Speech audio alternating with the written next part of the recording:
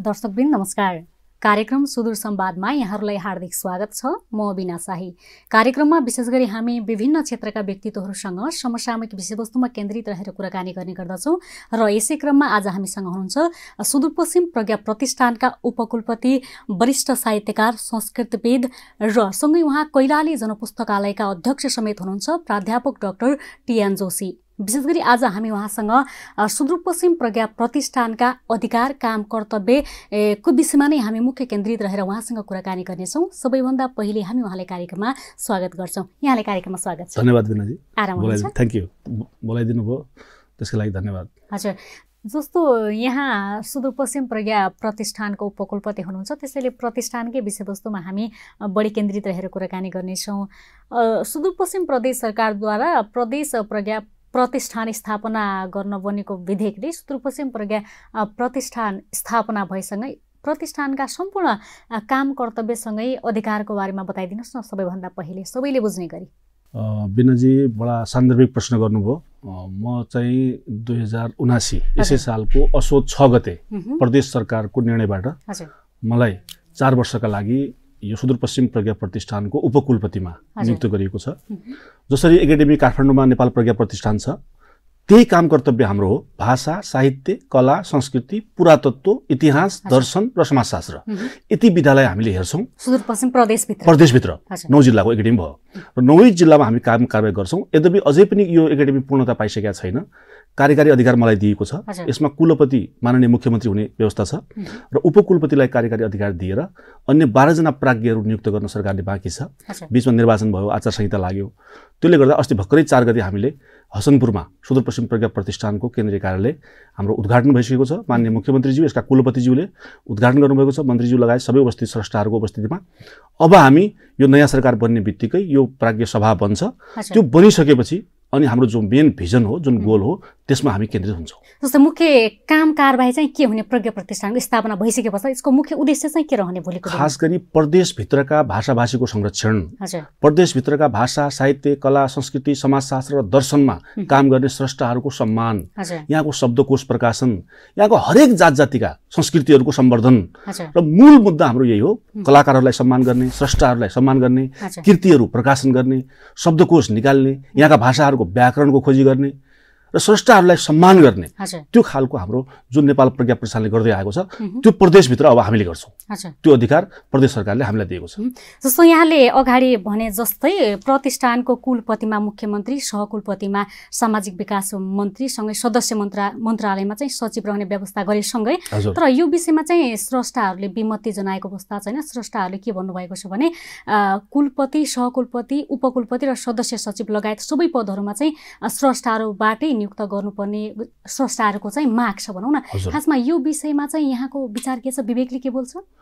एकदमै बिनाजी यो विषयमा पनि एकदम सपोर्टमै छौँ। मेरो पनि त्यो पक्षमै कुलपति पनि साहित्यकार हुँदा राम्रो हुन्छ। तर के भयो भने यो 2076 सालमा बनेको ऐन हो, अहिले होइन। 2076 सालमा ऐन बन्दाखेरि त्यो चाहिँ त्यो बेलामा अहिलेकै मुख्यमन्त्री हुनुहुन्थ्यो र उहाँले धेरै चाहिँ यहाँका स्रष्टाहरूलाई बोलाएर, यहाँका प्रतिनिधि संस्थाहरूलाई बोलाएर यो ऐन बनाउनु भएको हो। त्यति बेला साहित्य समाजबाट, अरू संस्थाबाट पनि प्रतिनिधिहरू गएका रहेछन्। उहाँले के सोच्नुभयो भने अब प्रदेश अहिले गरिब छ, धेरै हामीसँग पैसा पनि छैन। त्यसले गर्दा अहिले त्रिभुवन विश्वविद्यालयमा हेर्नुहोस् त कुलपति को छ? प्रधानमन्त्री हुन्छ। सुदूरपश्चिम विश्वविद्यालयमा कुलपति को छ? प्रधानमन्त्री हुनुहुन्छ। त्यही सिस्टमबाट हामी जाउँ, अहिले कुलपति पदेन रूपमा राखौँ माननीय मुख्यमन्त्रीज्यूलाई, र अहिले कार्यकारी अधिकार उपकुलपतिलाई दिएर सहकुलपति सामाजिक विकास मन्त्रीलाई दिने, पदेन रूपमा दिने, र मुख्य अधिकार उपकुलपतिलाई दिएर बाँकी 12 जना प्राज्ञहरू नियुक्त गरेर अहिले अगाडि बढौँ। यदि संस्था अगाडि रन भइसकेपछि त्यसपछि हामी ऐन संशोधन गर्नुपर्ने, त्यस्तो के अवस्था आयो भने हामी तयारै छौँ। अहिले मेन रूपमा आर्थिक अवस्थालाई मध्यनजर गरेर प्रदेश सभाले बनाएको यो ऐन हो, हामीले बनाएको पनि होइन। प्रदेश सभामा विभिन्न पार्टीका मान्छेहरू हुन्छन्।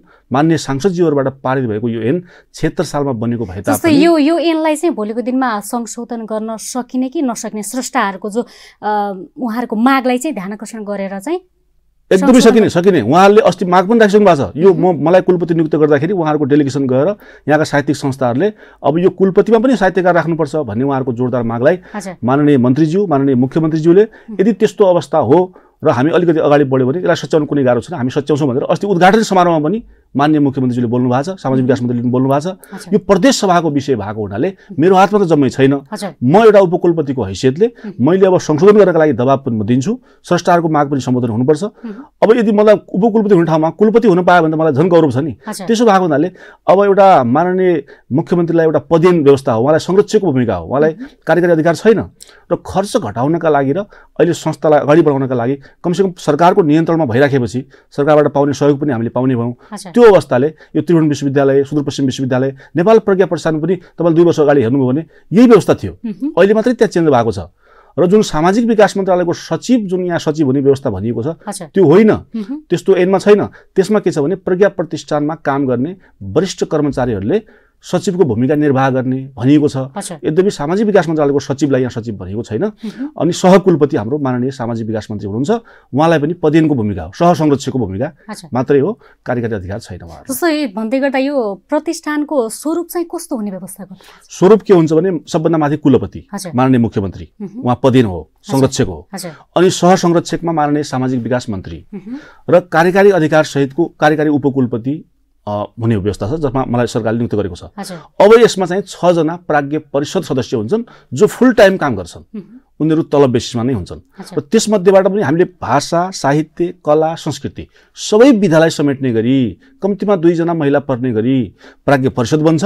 र त्यसबाहेक 6 जना अरू थप प्राज्ञ सभा हुन्छ, तिनीहरूले फुल टाइम काम गर्नु पर्दैन, उहाँहरू मिटिङमा आउनुहुन्छ। तर यही भाषा, साहित्य, कला, संस्कृति, समाजशास्त्रभित्रका मान्छेहरू सबै जात जाति, सबै वेशभूषा, सबै संस्कृति समेट्ने र 9 जिल्लालाई सम्बोधन गर्ने खालको हामी एकाडेमी बन्छ। अब जस्तो यति भन्दै गर्दा सभा र परिषदले गर्ने काम कारबाहीमा हामी के फरक पाउन सक्ने भोलिको दिनमा? अब साधारण सभामा चाहिँ सभा पुरै बस्नुपर्ने भयो र परिषद भने चाहिँ कार्य समिति जस्तो भयो। कार्य समितिले मेन काम गर्नलाई परिषदले गर्ने भयो। साधारण सभा कुनै मुख्य निर्णय गर्नु पर्यो, ऐन संशोधन गर्नुपर्ने अवस्था आयो र भोलि बजेट पास गर्नुपर्ने अवस्था आयो भने त्यो सभाकै मिटिङ प्रत्येक 2 महिनामा एकचोटि बस्ने व्यवस्था छ। परिषद चाहिँ होल टाइम काम गर्ने, विभिन्न साहित्यिक क्रियाकलापहरू गर्ने एक्टिभ बडी जस्तो जो कार्य समिति हुन्छ त्यस्तो खालको परिषद हुने भयो। जस्तो अहिलेको अवस्था भन्दा पनि विगतको अवस्था र अब आउने दिनहरूको अवस्था हेर्दै गर्दा हामीले सुदूरपश्चिम प्रज्ञा प्रतिष्ठान स्थापना भइसकेपछि सुदूरपश्चिमको कला, संस्कृति, भाषा लगायतको विषयवस्तु पहिले कस्तो थियो र भोलिको दिनमा चाहिँ कस्तो हुने अनुमान चाहिँ गर्न सकियो? वास्तवमा बिनाजी यो सान्दर्भिक प्रश्न गर्नुभयो। म पनि विगत 30 वर्षदेखि भाषा, साहित्य, कला, संस्कृतिकै क्षेत्रमा काम गर्दै आएको छु। म मिडियाबाट आएको मान्छे हो। म लामो समय रेडियो नेपालमा काम गरेँ, तपाईँलाई थाहा छ हैन? जिल्लामा पत्रकार महासंघमा काम गरेँ। त्यसकारण मलाई के लाग्छ भने म भाषा साहित्यमै मैले पिएचडी गरेँ मान्छे हो। सुदूरपश्चिमको कल्चरलाई मैले राम्रोसँग बुझेको छु, संस्कृतिमै मेरो विद्याबारे दियो र विभिन्न कलेजमा भाषा साहित्य पढाउँछु। त्यसो भएको हुनाले यहाँका सबै स्रष्टाहरूसँग म परिचित छु। विभिन्न सङ्घ संस्थाको नेतृत्व गर्दै आएको छु। विगतमा साहित्य समाजको महासचिव भएँ, जनपुस्तकालयको अहिले पनि म चेयरम्यान छु, दोस्रो पटक निर्वाचित भएको छु। त्यसले गर्दा सरकारले धेरै कोणबाट उहाँहरूले छलफलपछि मलाई एउटा योग्य पात्र देखेर उहाँहरूले उपकुलपति बनाउनु भएको छ।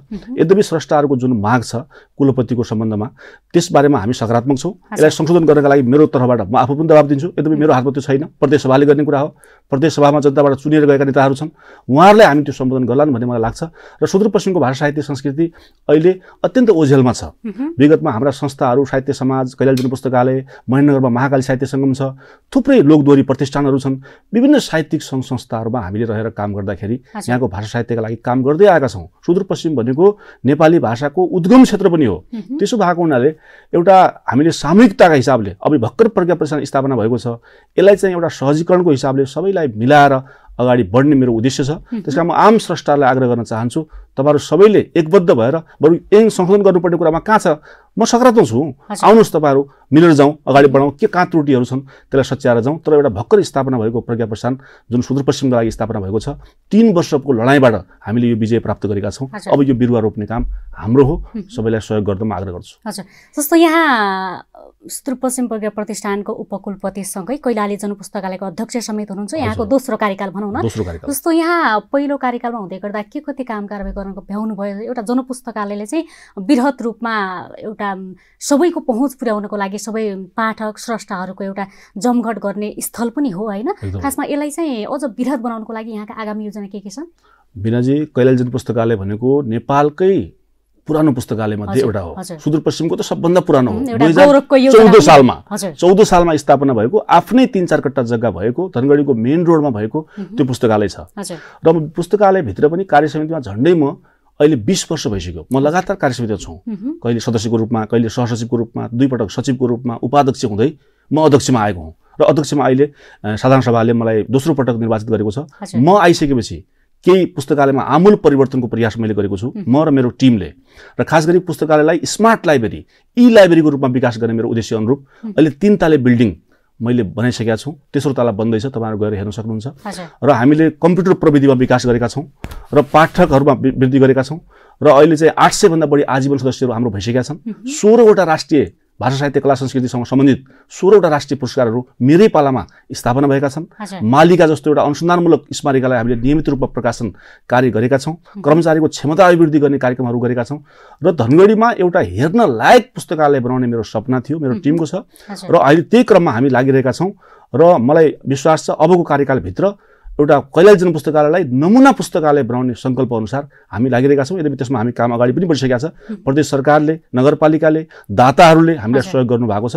उहाँहरूको सहयोगप्रति म कृतज्ञ पनि छु र एउटा भिजनका साथ पुस्तकालय अगाडि बढिरहेको छ। अच्छा, जस्तो यति भन्दै गर्दा थुप्रै आम जनताको एउटा आलोचना भनौँ होइन, उहाँको एउटा मनमा लागेको कुरा के छ भने कैलाली जनपुस्तकालय एउटा साहित्यकारहरूको जमघट गर्ने स्थल मात्रै भयो होइन, सम्पूर्ण पाठकहरूको पहुँच भएन भन्ने पनि एउटा आलोचना छ। खासमा यो आलोचनाको विषयमा यहाँको विवेकले कसरी बोल्छ? एकदमै यो पनि एउटा सान्दर्भिक प्रश्न हो, किनभने पुस्तकालयमा विगतमा साथीहरूले काम गरे, राम्रै योगदान गरे, तर अब पुस्तकालयमा कमसेकम साहित्य बुझेको, पाठकलाई बुझेको, पुस्तकालयलाई माया गर्ने मान्छे आउनुपर्छ भन्ने उद्देश्य अनुरूप अहिले युवाहरूको जमात आएको छ। र मैले आइसकेपछि कमसेकम अब पाठकको वृद्धि गर्नुपर्छ। यसलाई खालि साहित्यिक संस्था मात्रै बनाउने होइन, साहित्यका साथसँगै अब पाठकहरूको वृद्धि गर्ने, लोकसेवा आयोगका विभिन्न अध्ययन, अहिले हामी पुस्तकालयमा अहिले पनि तपाईँ हेर्नुभयो भने दिनमा 80 देखि 100 जना पाठकहरू नियमित आएर अध्ययन गर्छन्। बीचमा अलि यो कोरोनाको कारणले गर्दा अलिक कम भयो, तर हामीले अब यो कैलाली जनपुस्तकालय छ भन्ने कुरा धेरैलाई थाहा पनि छैन क्या। अनि हामी प्रत्येक विद्यालयमा गएर म आइसकेपछि अब विद्यार्थीहरूलाई पनि पुस्तकालय छ है, यो तिमीहरूको पुस्तकालय हो, यहाँ फ्री पढ्न पाइन्छ, यहाँ पैसा लाग्दैन, तपाईँहरू पाठक सदस्य भयो भने किताब घर लगेर पढ्न पाउँछ भनेर उहाँहरूलाई विकास गर्नका लागि हामी प्रत्येक विद्यालयमा, स्कुलहरूमा, कलेजहरूमा गएर अन्य संस्था गरेर पुस्तकालयको प्रचार गर्ने अभियानलाई पनि हामीले बढाएका छौँ। मिडिया मार्फत पनि त्यसलाई भएको छ, पत्रकारहरूले पनि हामीलाई सहयोग गरेका छन्। विगतको तुलना हेर्ने हो भने म त्यहाँ प्रवेश गर्दाखेरि जम्मा 200 जना आजीवन सदस्य थिए, अहिले 800 जना लाइफ मेम्बर भएका छन् र पुस्तकालयसँग धेरै इच्छुक हुनुहुन्छ। नियमित रूपमा हाम्रो साहित्यिक कार्यक्रमहरू भइरहेका छन्। म आइसकेपछि आधुनिक सभाकक्ष मैले निर्माण गरेको छु, विभिन्न जन्म जयन्तीहरू बनाउने, साहित्यकारहरूका कविता प्रतियोगिता, कहिले गजल प्रतियोगिता, पाठकको क्षमता अभिवृद्धि गर्ने कार्यक्रमहरू र वाचनालयको निर्माण र पाठकहरूलाई के गर्दा ठिक हुन्छ, नयाँ नयाँ किताबहरू जो किताब उपलब्ध छैनन् त्यसलाई काठमाडौँबाट मगाएर हुन्छ कि भारतबाट मगाएर हुन्छ कि थप पुस्तकहरूको पनि मैले विकास गर्ने परम्परालाई अगाडि बढाएको छु। जस्तो यहाँको योगदानलाई कदर गरेसँगै पछिल्लो समय के छ भने सम्पूर्ण क्षेत्रहरूमा प्रविधिको विकास भएसँगै एउटा पुस्तकालयलाई पनि प्रविधि मैत्री बनाउनको लागि सम्पूर्ण पाठकहरूले भनौँ, स्रष्टाहरूले आफ्नो घरबाटै बसेर पनि अध्ययन गर्न सक्ने वातावरणको लागि के सोच्नु भएको छ भोलिको दिनमा? मेरो सपना त एकदमै मिनाजी, मेरो त्यो सपना छ। ई लाइब्रेरीको हाम्रो सपना पनि हो र त्यो काममा हामी अगाडि पनि बढिसकेका छौँ सरकारसँग। मेन कुरा के हो भने त्यसका लागि बजेट चाहिन्छ। पैसाको अभावले गर्दा हामीले धेरै काम गर्न नसकेको अवस्था छ। मैले एउटा प्लान बनाइसकेका छु इन्जिनियरहरूसँग बसेर र काठमाडौँको एउटा लाइब्रेरी, सेन्ट्रल लाइब्रेरी जुन छ त्यो पुस्तकालय जस्तै त्रिभुवन विश्वविद्यालयको जुन लाइब्रेरी छ त्यो अनुरूपकै बनाउने भनेर एउटा सुदूरपश्चिमकै नमुना पुस्तकालय बनाउन लागिरहेका छौँ।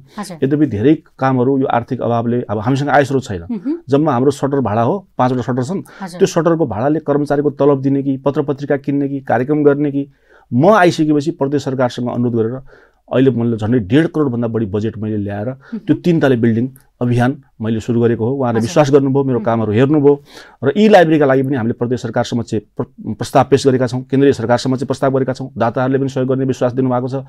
यद्यपि त्यो दिशामा हामी अगाडि बढिरहेका छौँ। मेरो सपना तपाईँले भने जस्तै पाठकले घरमै बसेर जनपुस्तकालयमा कुन किताब छ भनेर उनले घरमै बसेर ई लाइब्रेरीको प्रविधिबाट हेर्न सकुन्, अध्ययन गर्न सक्ने वातावरण त्यो बनाउने मेरो सपना छ। हामी पक्कै पनि प्रदेश सरकारले साथ दियो, हामीले आर्थिक व्यवस्थापन भयो भने हाम्रो सपना पूरा हुन्छ। कहिलेसम्म सफल हुने देख्नुहुन्छ? मलाई लाग्छ मेरो कार्यकाल भित्रै म धनगढीमा यो ई लाइब्रेरीको व्यवस्थापन, भर्खरै यो दोस्रो चुनाव भएको छ, म 4 महिना भयो यो दोस्रो पटक आएको, अझै मेरो 3-3.5 वर्ष बाँकी छ, यो भित्रै म यो पुस्तकालयलाई ई लाइब्रेरीमा रूपान्तरण गर्छु बिनाजी, मलाई त्यो विश्वास छ। जस्तै यति भन्दै गर्दा हामी विशेष अहिले सुदूरपश्चिम प्रज्ञा प्रतिष्ठानमै केन्द्रित रहेर कुराकानी गरौँ होइन? अहिले के छ भने प्रदेशको कला संस्कृति साहित्य लगायतका विषयवस्तुहरू भनौँ होइन, आफ्नो धर्म पनि अहिले लोप हुँदै गएको अवस्था देखिन्छ। संस्कृति भाषाहरू भयो लोप हुँदै गएको छ। हाम्रो विगतको परम्परा के थियो, संस्कृति के थियो, चाडबाड के थियो, तर त्यो अहिले देखिँदैन भनौँ न होइन। खासमा यसलाई संरक्षण गर्नको निम्ति, प्रवर्धन गर्नको निम्ति भोलिको पुस्ताहरूले पनि यो हाम्रो भाषा संस्कृतिलाई एउटा लोप भएको देख्न नसकुन्, उहाँहरूले पनि एउटा फलो गरून् भन्नको लागि चाहिँ मुख्य कसरी अगाडि बढ्ने योजना गरेको छ? वास्तवमा तपाईँले सही सान्दर्भिक कुराहरू गर्नुभएको छ। अहिलेको युवा पिँढी हाम्रो मौलिक संस्कृतिप्रति विमुख छ, पाश्चात्य संस्कृति भित्रिँदैछ। हाम्रो पनि उद्देश्य के हो भने कमसेकम सरकारले संस्कृति सम्वर्धन कार्यमा किन विमुख भइराखेको छ, संस्कृतिलाई किन प्राथमिकता राखेको छैन, यो गम्भीर चिन्ताको विषय हो। 76 सालमा हामीले प्रज्ञा प्रतिष्ठान स्थापना गर्नुपर्छ भनेर प्रदेश सरकार स्थापना भएसँगै माग गरेका थियौँ। 3 वर्षसम्म स्थापना हुन सकेन, किनकि यो राजनेताहरूलाई के छ भने अरू कुरामा बढी अल्झिन लागे, बाटो विकास हुन लागेको अरू कुराहरूमा। तर यसमा चाहिँ प्रज्ञा, यहाँको भाषा साहित्य कला संस्कृतिको चिन्ता खासै कसैलाई भएन। हामीहरू जुर्मराइसकेपछि जे होस् ढिलै भए पनि प्रदेश सरकारले यो स्थापना गर्ने काम गरेको छ। अब हाम्रो मौलिकता, हाम्रो संस्कृति, मैले अघि पनि भने नेपाली भाषाको उद्गम क्षेत्र हो सुदूरपश्चिम। हाम्रो संस्कृति आज विदेशमा बेचिरहेको छ। यस्तो दुर्लभ संस्कृति काहीँ पनि छैन। हेर्नुहोस्, यहाँ राणा छन्, थारू छन्, पहाडी समुदाय छ, आफ्नै खालको वेशभूषा र संस्कृति छ। अहिलेको नयाँ पिँढी हेर्नुहोस् त, उनीहरूलाई गौरा भन्या के हो, छलिया भन्या के हो, हुड्केली भन्या के हो, झुम्रा नाच भन्या के हो, थाहा छैन। उनीहरूलाई देउडा खेल्न आउँदैन। यो संस्कृतिप्रति हामी नासिँदै गयो भने भोलि अवस्था के होला? विशेष आफ्नो संस्कृति प्रदर्शन गर्न पनि लजाउने अवस्था आएको छ। त्यो अवस्था आइसक्यो। त्यसले गर्दा के हो भने अब पाठ्यक्रम लेभलबाटै, जस्तो सुदूरपश्चिम विश्वविद्यालय छ, विश्वविद्यालयको अस्ति भिसीसँग मेरो कुरा भएको छ, सर कमसेकम हाम्रो संस्कृतिलाई, यहाँका केही गौराहरू, यहाँको देउडा नाचहरू, यहाँका स्रष्टाहरूको जीवनी अलिकति त्यो राख्ने एउटा पाठ्यक्रम लेभलबाटै राखिदिनु भयो भने कमसेकम विद्यार्थी सानै लेभलबाट पढाइकै क्रममा अगाडि बढ्छ र हाम्रो पनि भाषा साहित्य अगाडि बढ्न सक्छ भनेर मैले माग गरेको छु। यहाँको भाषा समृद्ध भइरहेको छैन। त्यसले गर्दा अब यसलाई मानक भाषाको रूपमा कसरी विकास गर्ने? अब सुदूरपश्चिमको भाषा के हुने त? डोटेली भाषालाई कसलाई मान्ने होइन? यी कुराहरूमा पनि विवाद छ। अब मेरो उद्देश्य भनेको पहिलो काम म सुदूरपश्चिमका 9वटै जिल्लाका स्रष्टाहरूको कलेक्सन गर्दैछु, जुन काम मैले सुरु गरिसकेको छु। र त्यसपछि भनेपछि सुदूरपश्चिमको एउटा मानक डोटेली भाषाको व्याकरण बनाउने मेरो लक्ष्य छ र राणाथारू भाषाको व्याकरण बनाउने, चौधरी भाषाको व्याकरण बनाउने। यसरी एउटा लिपिबद्ध रूपमा अगाडि हामी बढिरहेका छौँ र पाठ्यक्रम लेभलमा पनि कमसेकम यहाँको मौलिकतालाई, यहाँको संस्कृतिलाई, लोकल संस्कृतिलाई यहाँका विश्वविद्यालयहरूले, यहाँका विद्यालयहरूमा पाठ्यक्रम तहबाटै राख्नुपर्छ भन्ने मागमा म अगाडि बढेको छु। जस्तो यहाँ बहुप्रतिभाशाली व्यक्तित्व सँगै संस्कृतविद पनि हुनुहुन्छ। त्यसरी सुदूरपश्चिम प्रदेश मात्रै नभएर देशमा मनाइने सम्पूर्ण चाडबाडहरू भयो, सम्पूर्ण संस्कृतिको एकदम जानकार हुनुहुन्छ। तसर्थ केही दिन अगाडि मात्रै भनौँ न, हिजो मात्रै एउटा पुष 15 भन्ने पर्व मनायो, सबैले मनाए होइन। एउटा भनौँ न होइन, सम्पूर्णले मनाइरहँदा खासमा 15 गते त सम्पूर्ण 12 महिनामा आउँछ, तर पुष 15लाई मात्रै एउटा किन विशेष पर्वको रूपमा मनाइयो होइन? किन अलि खास दिनको रूपमा हेरियो पुष 15लाई? अब खास गरी बिनाजी के हो भने पुष भनेको एउटा जाडो महिना पनि हो, हिउँदे महिना, र सबैभन्दा लामो रात भनेर विश्वास गरिएको छ त्यो रात, हिजोको रात। त्यसैले हिजोका दिनमा प्राचीन कालदेखि, हाम्रो प्रापूर्व कालदेखि कुमाउँ गढवालबाट आएको संस्कृति हो नि त हाम्रो। यो डोटेली संस्कृति भन्छ। डोटेली भने मैले कुनै डोटी जिल्लाको कुरा गरेँ होइन। सुदूरपश्चिमका 9वटै जिल्लाका जो पहाडी समुदाय छ त्यो सबै डोटेली प्रदेश हो। मैले डोटी प्रदेशको कुरा गरेँ हो। त्यसले भएको हुनाले हाम्रो जुन पुषे 15को संस्कृति छ, हामीले चाहिँ अब पुषे 15 भनेर बनाउँछौँ। मगर समुदायमा, गुरुङ समुदायमा र अरू भाषा संस्कृतिमा पनि यो पुषे 15 मनाउने चलन छ। तर हाम्रो परम्परा थुप्रै छ। विभिन्न रातभरि चाहिँ भजन कीर्तन गर्ने, रमाउने, बात हाल्ने होइन, गतानी डुब्काहरू खाउने, तौड भ्याकुरहरू खाने, यो परम्परा बुढापाकादेखि अहिलेदेखिसम्म चल्दै आएको छ। यो संस्कृतिलाई एउटा चाहिँ अब 15 किसिमका परिकारहरू खाने भएको हुनाले पनि पुषे 15को रूपमा हामीले बनाउँदै आएका छौँ। र यो लामो रात अब आजदेखि के हुन्छ त, दिनहरू चाहिँ घट्दै जाने अवस्था आजबाट सुरु भयो। त्यो भएर लामो रातको रूपमा पनि यसलाई चाहिँ प्रापूर्वकालदेखि यो बनाउँदै आएको छ। डोटेली संस्कृतिभित्रको एउटा नमुना पनि हो यो। यस्तो संस्कृति अरू प्रदेशमा पनि छन् त, पुषे 15लाई विभिन्न तरिकाले मनाउँछन्। तर हाम्रो संस्कृति र उनकोमा अलिकति बनाउने तरिकामा र खानपिनमा केही फरक भए तापनि पुष 15लाई अरू प्रदेशमा पनि मैले मनाएको चाहिँ देखेको छु। जस्तो पुष 15सँगै एउटा गौरा पर्वको पनि विशेष जानकार हुनुहुन्छ होइन? एउटा गौरा पर्वको विषयमा के बताउन सकिन्छ अहिले? गौरा सुदूरपश्चिमको एउटा मौलिक चाड हो। हिमालयकी पुत्री पार्वतीले भगवान शिवजीलाई नै पति पाऊँ भनेर 12 वर्षसम्म एउटा कष्टसाध्य शिवजीको प्रतिमा बनाएर म पति पाऊँ भनेर गरेको तपस्या जुन थियो, त्यो तपस्याको फलस्वरूप के गरिन् त, उनले महादेवलाई पति पाइन्। गौरीको गोरो वर्ण भएको हुनाले त्यो गौरीबाट अपभ्रंश भएर सुदूरपश्चिममा कुमाउँ गढवाल हुँदै हाम्रो यो डोटी प्रदेशमा गौराको रूपमा प्रादुर्भाव छ। यो विवाहित नारीले मात्रै बनाउने पर्व हो, कुमारी केटीले यसलाई बनाउँदैनन्। विवाह भइसकेकी नारीले पहिलोचोटि यो व्रतको शुभारम्भ गर्न सक्नुहुन्छ। यद्यपि खेलमा देउडामा अरू सहभागिता अरू जातका भए तापनि यो मेन गौराको व्रत बस्ने उपासिका भनेको विवाहित महिला हो। विवाहित महिलाभित्र पनि बाहुन, क्षेत्री र ठगुरी थरका महिलाहरू मात्रै यो व्रत बस्छन्। मैले दलित समुदाय व्रत बसेको अहिलेसम्म सुदूरपश्चिममा भेटाएको छैन। यद्यपि उहाँहरूलाई बस्नुहुन्न भनेर पुराणमा कहीँ लेखिया पनि छैन, बस्न सक्नुहुन्छ। तर हाम्रो व्रतको विधानको हिसाबले भन्ने हो भने यो चाहिँ बाहुन, क्षेत्री र ठगुरीका विवाहित महिलाले र त्यही महादेव र पार्वतीको विवाह जुन पद्धतिमा आधारित कथा छ त्यसैलाई आधार मानेर मैले त्यो शिवजी जस्तै वर पाऊँ, मेरो सन्तानको सुख शान्ति होस्, घरमा समृद्धि होस्। यहाँले शिवजी जस्तै वर पाऊँ भन्दै गर्दा अविवाहितले बस्न किन नपाउने? अविवाहितले बस्ने कुराहरू तीजमा छ, तर महादेव उसले चाहिँ त्यो वर पाइसकेपछि उहाँले त्यो पाएको कारणले गर्दा पहिल्यैदेखि प्राचीन कालदेखि के छ भने विवाहित महिलाहरूले मात्रै यो बस्ने भन्ने खालको चलन सुरुदेखि बनेर। त यद्यपि बैतडी दार्चुलाको संस्कृति र हाम्रो संस्कृतिमा अलिकति फरक भए तापनि प्राय विधि विधान चाहिँ सेम एउटै हो। गौरालाई अब गौरीकै अपभ्रंशबाट यो गौरा भएको हामीले पाएका छौँ। यो इतिहासमा मानसखण्ड पुराणमा मजासँग यसको बारेमा विस्तृत रूपमा अध्ययन गरिएको पनि छ। जस्तो अब चाहिँ हामी कार्यक्रमको अन्तिमतिर पनि छौँ होइन। अन्तिममा चाहिँ सुदूरपश्चिम प्रज्ञा प्रतिष्ठानकै विषयलाई म अन्तिममा फेरि पनि जोड्न चाहे। अहिले प्रज्ञा प्रतिष्ठानका सम्पूर्ण काम कर्तव्यसँगै अधिकारको विषयमा सम्पूर्ण स्रष्टा लगायत जनमानसले बुझ्ने गरी फेरि एकपल्ट बताइदिनुहुन्छ कि? बिनाजी, मलाई सुदूरपश्चिम प्रदेश सरकारले 4 वर्षका लागि नियुक्त गरेको छ। म सबै स्रष्टाहरूलाई कुनै पनि स्रष्टाको अपमान नहुने गरी म आफू पदमा रहुन्जेलसम्म सुदूरपश्चिमको भाषा, साहित्य, कला, संस्कृति, यहाँको दर्शन, यहाँको पुरातत्व, यहाँको इतिहास, यहाँको समाजशास्त्र सबै क्षेत्रलाई समेट्ने गरी म आफ्नो बल बरकतले भ्याएसम्म म यसै क्षेत्रको ज्ञाता पनि हो। त्यसो भएको हुनाले मेरो तर्फबाट कुनै पनि त्यस्तो कमी कमजोरी हुने छैन। म सबै स्रष्टाहरूलाई विनम्रतापूर्वक आग्रह गर्न चाहन्छु, के हाम्रा कमी कमजोरी छन् भने आएर बसौँ न। कार्यालय स्थापना भएको छ, सरकारले स्थापना गरेको छ, मागहरू राखौँ, प्रदेश सभामा लैजाउँ, त्यसलाई सच्याउँ, केही छ भने हामी मिलेर बढौँ। आज म छु, भोलि तपाईँहरू आउने हो, के छ र यो सिस्टम चलिरहने हो। त्यसले गर्दा पहिलोपटक स्थापना भएको छ, यसलाई मलजल दिने, यसलाई हुर्काउने हाम्रो दायित्व हो। हाम्रो भाषा संस्कृति रहेन भने हामी रहँदैनौँ। त्यसले गर्दा हाम्रो संस्कृतिलाई, हाम्रो साहित्यलाई, हाम्रा कलालाई, हाम्रो कलाकारलाई सम्पन्न बनाउनका लागि प्रज्ञा प्रतिष्ठान जरुरी थियो। सुदूरपश्चिमले त्यसको सुरुवात गरेको छ। प्रदेश सरकारलाई म धन्यवाद पनि दिन चाहन्छु।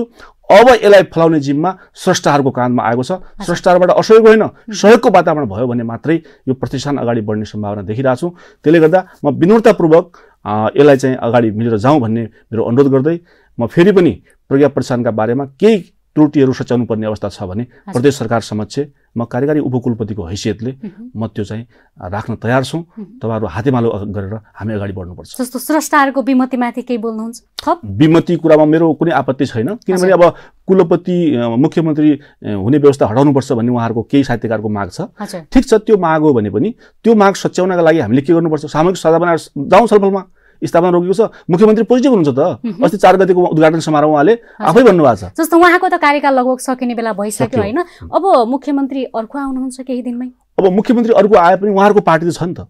त्यसो भएको हुनाले अरू मन्त्रीहरू पनि छन्, अरू पार्टीहरू पनि छन्। त्यसमा मलाई लाग्छ कोही पनि नेगेटिभ नहोला। हामी सबै स्रष्टाहरू एक भयो भने स्रष्टाहरूको भावना विपरीत उहाँहरू कहाँ जान सक्नुहुन्छ? त्यसो भएको हुनाले केही समस्या देखाएर उहाँहरूले र त्रिभुवन विश्वविद्यालय अहिलेको हो र त्रिभुवन विश्वविद्यालय हेर्नुहोस् त, अहिलेसम्म कोही पनि बोल्दैन उसको बारेमा।